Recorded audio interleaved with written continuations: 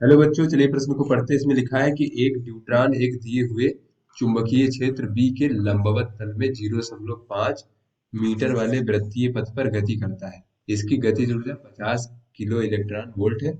यदि इसी वृत्तीय पथ पर तथा इसी चुंबकीय क्षेत्र में अगर प्रोटॉन गतिमय हो तो इसकी गतिज ऊर्जा कितनी होगी। चार विकल्प बच्चों दिए गए हैं, सही विकल्प का चयन करना है। तो चलिए बच्चों, सबसे पहले इस प्रश्न की हम मूल अवधारणा देख लेते हैं। बच्चों, कोई हमारा अगर आवेशित कण है वो वृत्तीय गति कर रहा है चुंबकीय क्षेत्र के लंबवत तल में।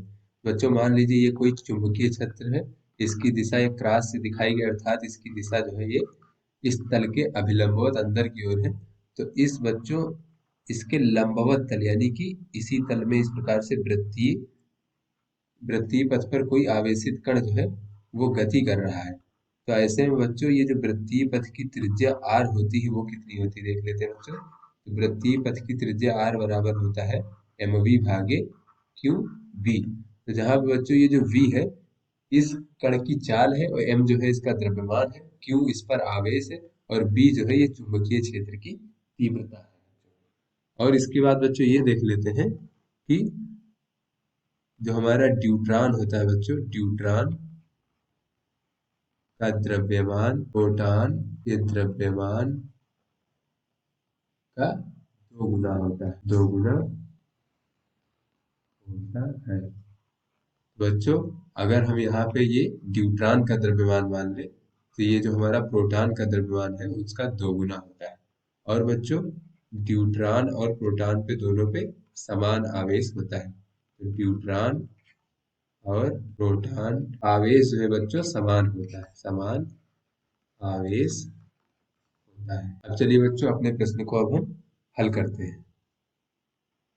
बच्चों इस प्रश्न में कहा जा रहा है कि न्यूट्रॉन किसी चुंबकीय क्षेत्र में गति कर रहा है वृत्तीय पथ पर चुंबकीय क्षेत्र के अभिलंबवत। तो उसकी त्रिज्या जो हो जाएगी आर बराबर ये न्यूट्रॉन का द्रव्यमान और बच्चों उसकी चाल न्यूट्रॉन का भागे बच्चों न्यूट्रॉन का आवेश और बच्चों चुंबकीय क्षेत्र की तीव्रता। तो उसके बाद बच्चों ये त्रिज्या हो जाएगी। और बच्चों कहा जा रहा है कि वृत्तीय पथ की त्रिज्या आर ही है। अगर अब उस समय अब न्यूट्रॉन की जगह अगर प्रोटॉन गति करने लगे तो बच्चों त्रिज्या आर ही है। उसमें लिखा है कि यदि इसी वृत्तीय पथ पर इसी चुंबकीय क्षेत्र में प्रोटॉन गतिमय हो जाए तो बच्चों त्रिज्या आर ही रखेंगे, तब क्या हो जाएगा, ये द्रव्यमान हो जाएगा प्रोटॉन का और ये चाल हो जाएगी प्रोटॉन की और बच्चों आवेश हो जाएगा प्रोटॉन का और ये चुंबकीय क्षेत्र हो जाएगा। बच्चों इन दोनों को अगर हम बराबर कर लें तो चलिए बच्चों बराबर करते हैं। तो ये एम डी वी डी भागे क्यू डी और ये बी बराबर बच्चों एम पी वी पी भागे क्यू पी और डी बी।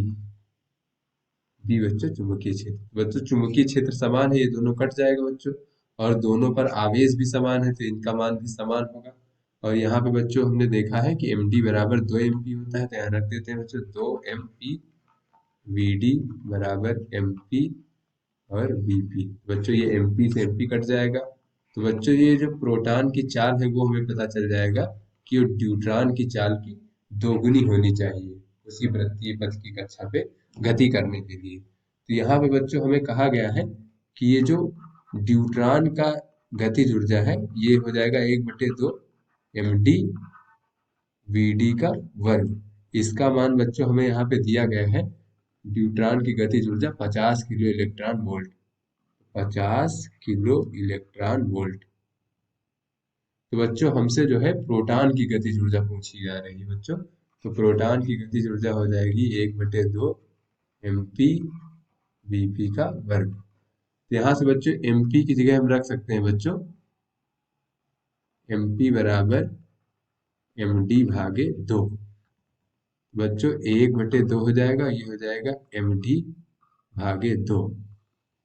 उसके बाद बच्चों वीपी की जगह हम रख सकते हैं 2 × वी डी, यहाँ लिख सकते हैं 2 × वी डी और इसका वर्ग। तो बच्चों ये हो जाएगा 1/4 गुणे एम डी और गुणे बच्चों ये हो जाएगा 4 वी डी का वर्ग।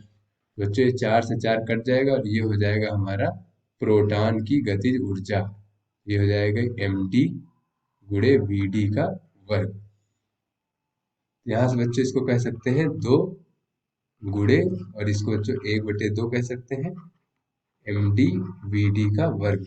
बच्चों ये 1/2 mdvd का वर्ग जो है ये न्यूट्रॉन की गतिज ऊर्जा है, ये हमारी, और इसका मान हमें दिया गया है 50 किलो इलेक्ट्रॉन वोल्ट। तो यहाँ से बच्चों कह सकते हैं 2 गुणे 50 किलो इलेक्ट्रॉन वोल्ट।